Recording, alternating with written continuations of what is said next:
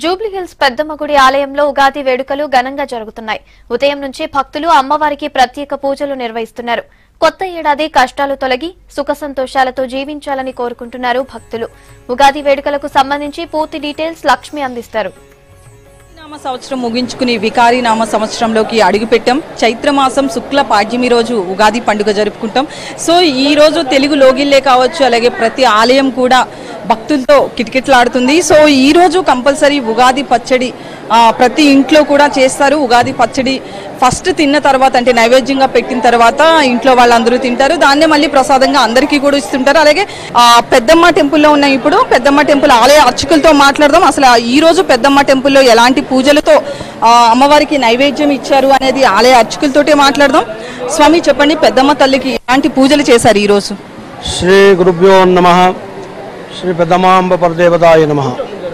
సర్వమంగళమాంగళ్యే శివే సర్వార్థసాధికే శరణ్యే త్ర్యంబకే దేవి నారాయణి నమోస్తుతే. ఈ యొక్క వికారి నామ సంవత్సరము అసలు చెప్పాలంటే నిన్న 12 గంటల నుండి 12:30 మధ్యలో సింహలగ్నంలో ప్రవేశించడం జరిగినది. మనకు శాస్త్రాలు చెప్పడం ఏం చెప్తున్నాయంటే సూర్యోదయానికి ఏదైతే తిథి ఉంటుందో ఆ తిథిని పాటించాలి శుభకార్యాలకు. కాబట్టి ఈరోజు పండుగను మనం ఉగాది పండుగను ఈరోజు సంవత్సరాదిని ఈరోజు జరుపుకుంటున్నాము. ఈ యొక్క పెద్దమ్మ తల్లి దేవాలయంలో ఉగాది సందర్భంగా ఉదయాన్నే 3 గంటలకు అమ్మవారికి పూర్ణాభిషేకము, 6 గంటలకు హారతి మంత్రపుష్పము, అదేవిధంగా అమ్మవారికి షడ్రుచులతో అమ్మవారికి పచ్చడి చేసి నైవేద్యం పెట్టి భక్తులకు దర్శనమిస్తున్నాం. భక్తులందరూ కూడా సేవిస్తున్నారు ఉగాది పచ్చడిని. భక్తులందరూ కూడా వచ్చి ఈ యొక్క సంవత్సరం మొత్తం కూడా 365 రోజులు వస్తున్నాయి. ఈసారి 364 రోజులే వస్తున్నది. ఈ యొక్క 364 రోజులు సుఖ సౌఖ్యాలతో అష్టైశ్వర్యాలతో ఉండాలని కోరుకుంటాం. అలాగే ముఖ్యంగా పంచాంగ పట్టణం ఉంటుంది కదండి. సో ఈ ఏడాది రైతులకు కావచ్చు, అలాగే ముఖ్యంగా వ్యాపారులకు ఎలా ఉంటుందండి? ఈ ఏడాది వికారనామ సంవత్సరంలో వర్షాలు సమృద్ధిగా పడుతుంటాయి. అదేవిధంగా పాడి పంటలు సమృద్ధిగా పండుతాయి. అదేవిధంగా శని రాజు, సూర్యుడు మంత్రి కాబట్టి వ్యాపారాలు వాణిజ్యాల విషయంలో అందరూ కూడా అనుకూలంగా ఉంటుంది.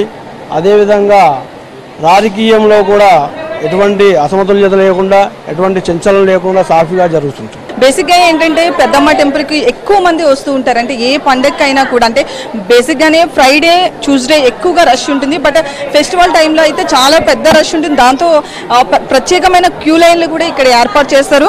అలాగే ఈవో ఉన్నారు, ఆయనతో మాట్లాడదాం. హ్యాపీ ఉగాది అని. వికారి నామ సంవత్సర శుభాకాంక్షలమ్మా. పెద్దమ్మ తల్లి ఆలయంకి వచ్చే భక్తులందరూ కూడా వికారి నామ సంవత్సరం ఉగాది శుభాకాంక్షలు తెలుపుకుంటున్నాం. మనము ఎక్కువ శాతంగా జనవరి 1 అని అనుకుంటారు, కానీ మన తెలుగు రాష్ట్రాల్లో మాత్రం ఉగాది అనేది చాలా విశిష్టమైనటువంటి పండుగ. మనకు పండుగలన్నీ కూడా ఈ యొక్క ఉగాదితోనే స్టార్ట్ అవుతాయి. మేము ఈరోజు జూబ్లీహిల్స్ పెద్దమ్మ తల్లి ఆలయంకి వచ్చే భక్తులందరికీ కూడాను ఎలాంటి ఇబ్బంది కలగకుండా క్యూ లైన్ మెయింటైన్ చేయడం జరుగుతుంది. అదేవిధంగా పులిహోర ప్రసాదం ఫ్రీ డిస్ట్రిబ్యూషన్ ఉంటుంది ఈరోజు. మరియు వాళ్ళకి డ్రింకింగ్ వాటర్ కానీ అదే ఎండ తగలకుండా వాళ్ళకి షామియానాలు కూడా వేయించడం జరిగింది. బయట పార్కింగ్ కూడా ఏర్పాటు చేయడం జరిగింది.